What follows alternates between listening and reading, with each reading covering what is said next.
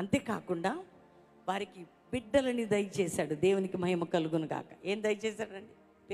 పిల్లలు కన్నీరి. అప్పటి వరకు లేదు, ఎందుకంటే అక్కడ ఒక మిస్టేక్ జరిగింది. గర్భాలు మూసేశాడు. అబ్రహామును బట్టి మూసేశాడు, అబ్రహామును బట్టి తెరుస్తున్నాడు దేవుడు. ఎందుకు? అభిషక్తులు విజ్ఞాపన చేస్తే గొప్ప కార్యాలు చేస్తాడు దేవుడు. చూడండి, ఎందుకంటే వారి మాట వింటాడట, వారికి ఏది తెలియకుండా దాచడట. అదే ఆదికాండం 18:16 వచ్చిన అనుకుంటా, ఒకసారి చూడండి.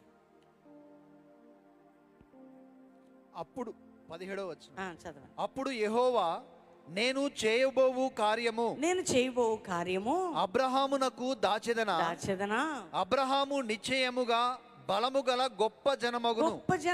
అబ్రహాము నిశ్చయముగా బలము గల గొప్ప జనమగును. అతని మూలముగా భూమిలోని సమస్త జనములను, అతని మూలముగా భూమి మీదనున్న సమస్త జనులు ఆశీర్వదింపబడును. ఎట్లనగా యెహోవా అబ్రహామును గూర్చి చెప్పినది అతనికి కలుగజేయనట్లు తన తరువాత తన పిల్లలను తన ఇంటి వారును నీతి న్యాయములు జరిగించుచు యెహోవా మార్గమును గైకొనుటకు అతడు వారికి ఆజ్ఞాపించునట్లు నేను అతనిని ఎరిగి ఉన్నానని. దేవునికే మహిమ కలుగును గాక. అబ్రహాము ద్వారాట సర్వ మానవాళిని దేవుడు అంతేనా? భూమి మీద ఉన్న జనులందరినీ. ఎందుకంటే నేను అబ్రహాముకు చెప్పకుండా మాంతాను, ఎందుకంటే నాతో ఆయన విజ్ఞాపన చేసేవాడు, నా అభిషక్తుడు, నా దాసుడు, నా స్నేహితుడు. ఆయన ప్రార్థన చేస్తాడు, ఆయన విజ్ఞాపన చేస్తాడు. అందుకనే నేనేమంటున్నానంటే ఆ 16వ వచనంలో అంటున్నాడు, అబ్రహాముకు చెప్పక మాంతానా, నేను చేయబోవు కార్యము అబ్రహామునకు దాచెదనా అబ్రహాము నిశ్చయముగా బలము గల గొప్ప జనమగును. మామూలు వ్యక్తి కాడైన బలము గల గొప్ప జనమగును. అంతేకాక అతని మూలముగా భూమిలోని సమస్త జనములను అది ఆశీర్వదింపబడును. అతని మూలముగా భూమి మీద ఉన్న సమస్త జనములు. బాబోయ్, భూమి మీద ఉన్న సమస్త జనములు అంటే అబ్రహాముతో ఆశీర్వదించబడి, భూమి మీద ఉన్న సమస్త జనములు అబ్రహాము వలన ఆశీర్వదించబడతారట. అది ఎప్పుడు ఇచ్చాడు? అప్పుడు ఇచ్చాడు.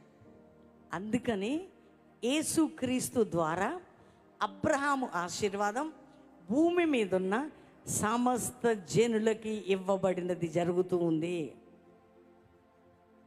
ఎందుకంటే దేవుడు చెప్పేశాడు, అబ్రహాము అభిషక్తుడు, విజ్ఞాపనాపరుడు, ప్రార్థనాపరుడు, దేవునితో నడిచేవాడు, దేవునికి సమీపంగా ఉండేవాడు, దేవుని స్నేహితుడు, దేవుడు చెప్పింది చేసేవాడు.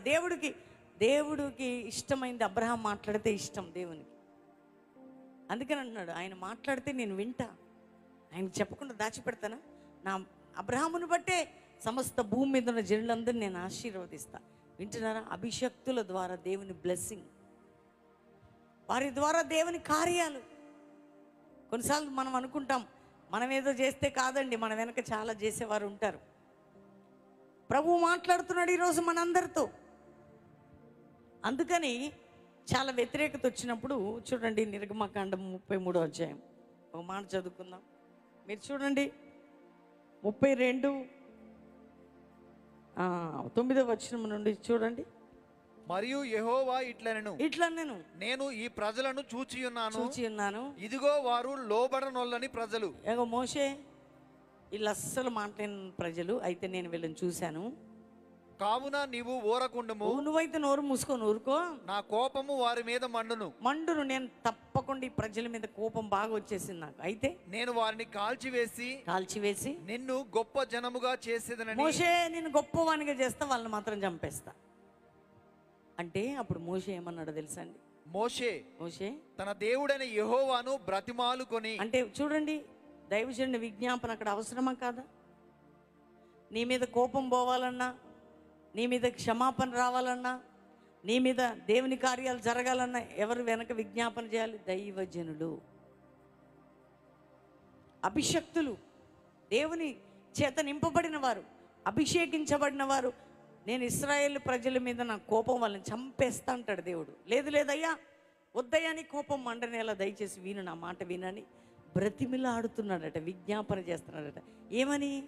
యెహోవా, అది ఇప్పుడు వినండి, ఏమని? నీవు మహాశక్తి వలన, బాహుబలము వలన ఐగుప్తు దేశంలో నుండి రప్పించిన నీ ప్రజల మీద నీ కోపము మండనేలా? ఆయన కొండలలో వారిని చంపునట్లును భూమి మీద నుండి వారిని నశింపజేయనట్లును కీడు కొరకే వారిని తీసుకొని పోయెనని ఐగుప్తీయులు ఎలా చెప్పుకొనవలను? ప్రజలు బయట చెడుగా ఎందుకు అనుకోవాలయ్యా, నీ ప్రజలు నువ్వు చంపేశావని.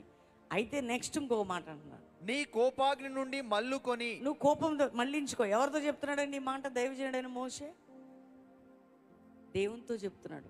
వద్దయ్యా నీ కోపం వద్దు. దేవుడితో చెప్తున్నాడు, నీ కోపం వద్దయ్యా. ఎందుకు? నిజమే, నీ కోపం మండనేల, వాళ్ళు చేసిన పని తప్పుడు పనే. అయితే ఇప్పుడు చదువుదాం. నీవు నీ ప్రజలకు ఈ కీడు చేయక దాని గూర్చి సంతాపపడు. కొంచెం సంతాపడు. ఎందుకు సంతాపడు? నీ సేవకులైన అబ్రహామును, అది ఇస్సాకును, అది ఇశ్రాయేలును జ్ఞాపకము చేసుకును. అది నువ్వు ఎప్పుడు సంతాపడాలి తెలుసా? నేను బతిలాడుకుంటున్నా, అయ్యా దయచేసి వీరి విషయంలో నువ్వు అద్భుతం చేసి కనికరపడు. నువ్వు ఎందుకు సంతాపడమంటున్నానంటే, నువ్వేం చెప్పావు? నీ సేవకుడైన అబ్రహాముకి. ఆమేన్. నీ సేవకుడైన అబ్రహాముకి, ఇస్సాకుకి, ఇశ్రాయేలుకి జ్ఞాపకము చేసుకొను. జ్ఞాపకం చేసుకో. నీవు వారితో ఆకాశ నక్షత్రముల వలె. నువ్వేం చెప్పావు? వారితో చెప్పావు కదా, అబ్రహాముతో చెప్పావు కదా, భూమి మీద జనులందరినీ నీ వలన ఆశీర్వదించబడును ఆకాశ నక్షత్రం వలె మీ సంతానము అభివృద్ధి చేసి, నీ సంతానం అభివృద్ధి చేసి, నేను చెప్పిన ఈ సమస్త భూమిని నీ సంతానమును మీ సంతానమునకు ఇచ్చేదననియు వారు నిరంతరము దానికి హక్కుదారులనియు వారితో నీ తోడని ప్రమాణము చేసి చెప్పితివనెను. అప్పుడే చెప్పావు కదా నువ్వు అబ్రహాముకి, నా తోడు, నీకు నేను చేయను, నీ ప్రజల్ని దీవిస్తా, నిన్ను బట్టి అన్నావు కదా అని ఇప్పుడు మోషే చెప్తున్నాడు. ఇది అబ్రహాముకి ఇచ్చిన వాగ్దానము, ఆయన ప్రార్థన వినిచ్చిన వాగ్దానము, ఆయన దేవునితో నడిచినప్పుడు ఇచ్చిన వాగ్దానము. ఇప్పుడు మోషే జ్ఞాపకం చేసి ఏం చెప్పావు అప్పుడు? చూసారండి అబ్రహాం ప్రార్థన ఎంత శక్తి కలిగిందో. అందుకని మోషే అంటున్నాడు, నీ సేవకుడైన అబ్రహాం, నీ దైవజనుడు, నీ దాసుడు, నీ సేవకుడు. అంటే దేవుడు ఏం చేశాడట? అంతటా యెహోవా తన ప్రజలకు చేసేదనని చెప్పిన కీడును గూర్చి సంతాపపడెను. చూసారా, అబ్రహాం పేరు చెప్పగానే దేవుడు ఏం చేస్తున్నాడండి? అబ్రహాం పేరు ఇక్కడ మోషే ఎత్తగానే ఏం చెప్పాడు? ఏం చెప్పావు? ఇప్పుడు అబ్రహాంతో ఏమన్నాడు? నీ వలన సమస్త జనము ఆశీర్వదించబడను, నీ వలన ప్రజలందరూ దీవించబడతారు అన్నాడు కదా. అప్పుడు ఆదికాండం 18వ అధ్యాయం 16వ వచనంలో, 17వ వచనంలో, 18. అయితే ఇప్పుడు ఏమంటున్నాడు? మోషే ఇశ్రాయేలుని చంపేస్తా అంటే ప్రార్థన చేస్తున్నాడు, క్షమించయ్యా, కోపం మానుకో అని చెప్తూ ఏమంటున్నాడు? చేసావు కదా అబ్రహాముతో వాగ్దానమైన ప్రార్థన విని మాట ఇచ్చావు కదా, నువ్వు మాట తప్పవు కదా, ఆయన జనాంగం కదా, వీరు విస్తరింపజేస్తానన్నావు కదా, ఆయన నీతోడని ప్రమాణం చేసావు కదా అనగానే అవును కదా, నా సేవకుడైన అబ్రహాం ప్రార్థన విన్నాను కదా. అభిషక్తుని విజ్ఞాపన రాబో తరము ఉగ్రతను కూడా ఆపేస్తుంది. అభిషక్తుల యొక్క విజ్ఞాపన. దేవుడట పశ్చాత్తాపడ్డాడట. ఏమైందని? పశ్చాత్తాపడ్డాడు. ఎంత ప్రేమండి అబ్రహాం అంటే దేవునికి. ఎందుకు? ప్రార్థన. మోషే కూడా అడ్డుపడ్డాడు, క్షమించయ్యా క్షమించయ్యా అంటే క్షమిస్తున్నాడు. కానీ మోషే గారు కూడా ఏం చెప్తున్నారు? నీ సేవకుడైన అబ్రహాం, నీ సేవకుడైన అబ్రహాం, నీ సేవకుడైన, నీ సేవకుడైన, నీ సేవకుడైన. అందుకే దేవుని బిడ్డలారా, మనం క్షమించబడుతున్నాం, మనం దీవించబడుతున్నాం అంటే కారణం ఉంది. మనం ఈరోజు ఇట్లున్నామంటే కారణం ఉంది. మన లైఫ్ ఇట్లుందంటే కారణం ఉంది. మన బ్రతుకు ఇట్లుందంటే కారణం ఉంది. మన వెనక అభిషక్తుల యొక్క విజ్ఞాపన, అభిషక్తుల యొక్క ప్రార్థన, అభిషక్తుల యొక్క కన్నీరు, అభిషక్తుల యొక్క వేడుకోలు ఉంది అక్కడ.